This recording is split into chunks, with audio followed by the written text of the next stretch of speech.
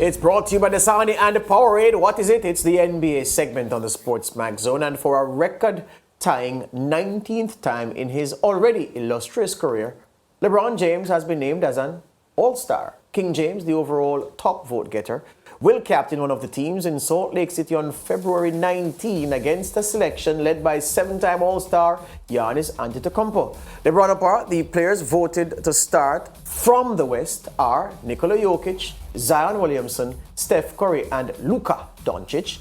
The starters from the Eastern Conference are Kevin Durant, Jason Tatum, Donovan Mitchell, and Kyrie Irving.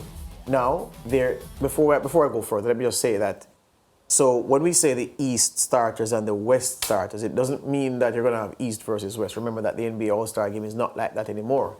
It just means that whichever blend the players, the captains pick, those 10 men, well, the other 8 men, apart from Giannis and LeBron, the other 8 men, however they are mixed across the Team LeBron, Team Giannis, they must be starting when the game tips off, all right? They are starters. Anyway, there is bound to be controversy over the failure of the league's leading scorer, Joel Embiid, to earn enough votes to start, and to a lesser extent, Shai Gilgeous-Alexander, who's been tremendous this season.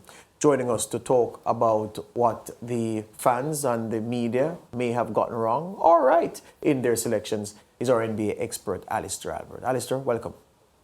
Hi there, good night, guys. Thanks for bringing me on to discuss this. I don't think we've talked about All-Star selections yet, so I'm looking forward to this one. There you go. All right, let's get right to it. Let's talk about the elephant in the room. Well, the elephant who's not in the room, Joel Embiid.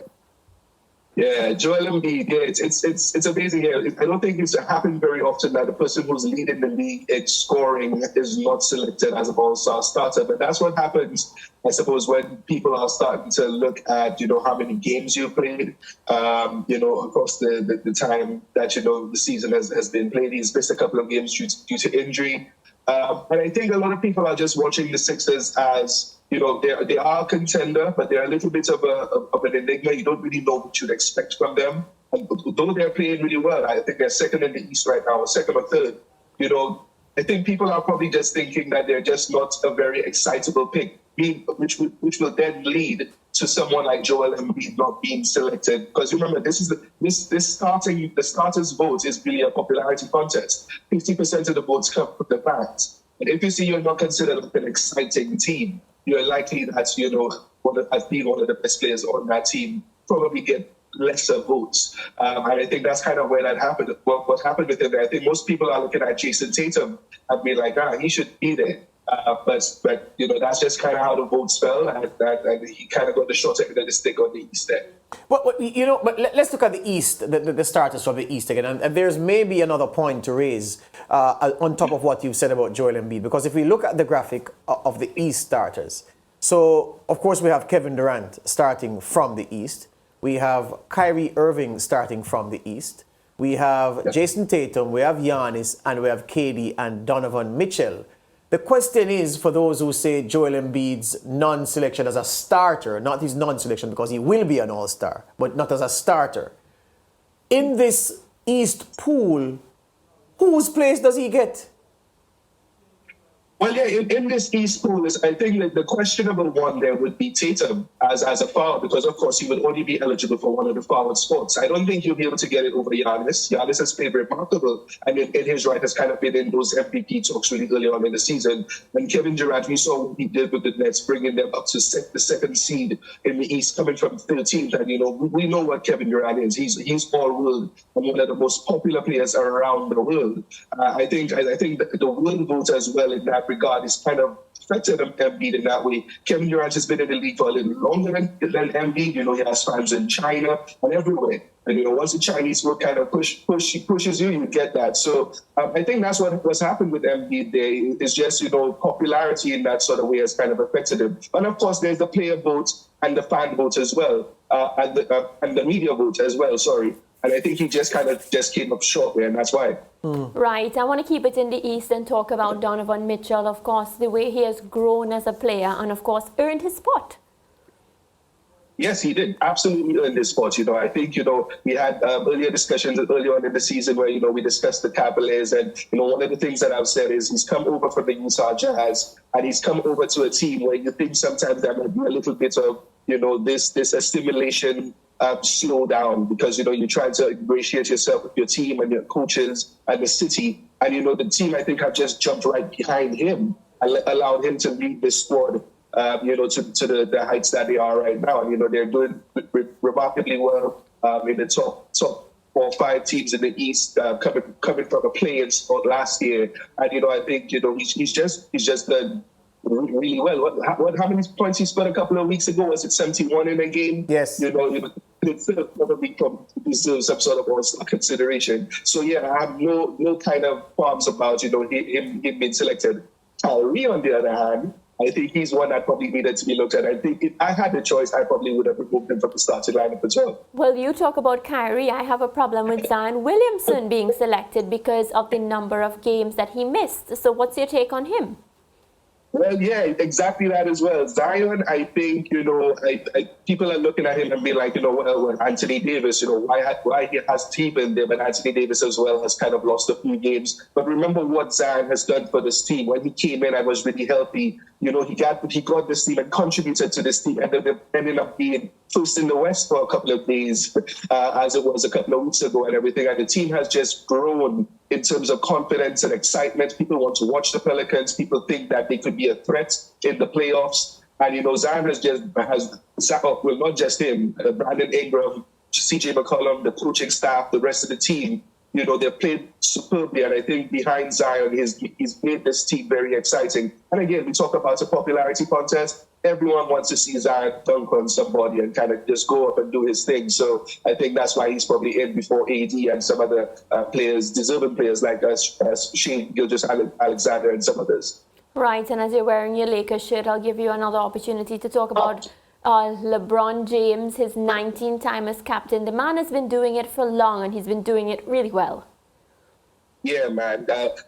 Let it be known, I'm wearing this Lakers jersey as a tribute to Kobe Bryant, who died 3 years ago. I'm not really a Lakers fan, but of course, that's kind of what it is, paying respects in that way. But yeah, LeBron, it's going to be another Lakers celebration, I think, in this All-Star game. Even Adam Silver, whilst he was in Paris for the Bulls and Detroit game, said, he thinks that in this All-Star game in Utah might even end up being a celebration of LeBron James.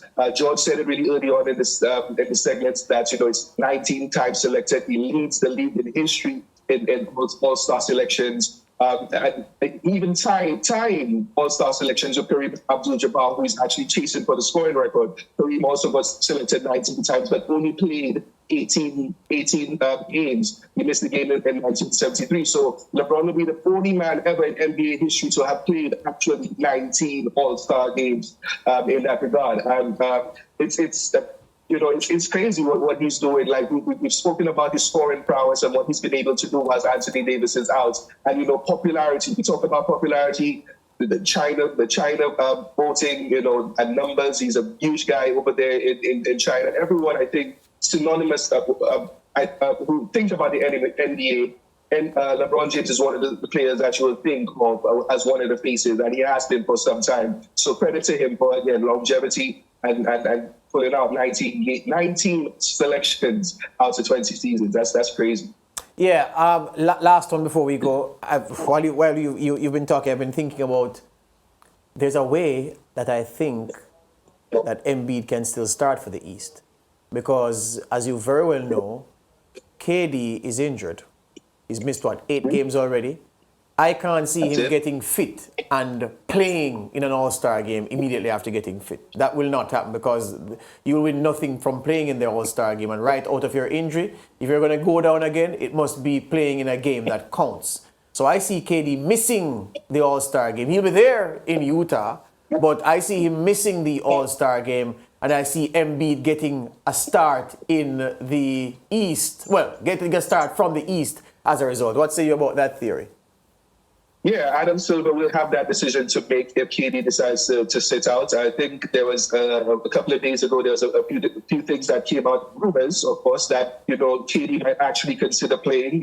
I think he's kind of getting ready and trying to wrap up some of his activity before the All-Star break. and might probably play 1 or 2 games before the All-Star break even comes in. But why would you need to do that? Don't rush him. You guys are 4th in the East right now. I'll do Tracery a little bit. One of the things we discussed when Kyrie kind of had to take over as leader of this team.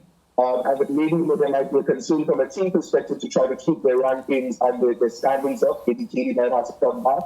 I think we should preserve him. He shouldn't play, and I agree with you, take that injury replacement time off and allow Embiid to start, because I don't think Adam Silver is going to choose anyone else but Joel Embiid to replace Kevin Durant in that instance. So very much a chance that he could play the start instead. Right. Well, Alister, we want to thank you so much, and of course, we'll chat again next week. Next week, no problem, guys. Have a good week, everyone. Same to you, sir. All right, well, coming up next on the SportsMax Zone, despite a strapped hamstring, Novak Djokovic is rolling through the field at the Australian Open. The 35-year-old Serb is now 1 win away from equaling Rafael Nadal's all-time men's record of 22 Grand Slam titles. And later, we'll check in on a press conference involving the president of the World Anti-Doping Agency in Kingston. The JADCO chairman, Alexander Williams, was also in attendance, and he has promised that there will be no repeat of the Carifta Games foul-up that rocked Jamaica last year.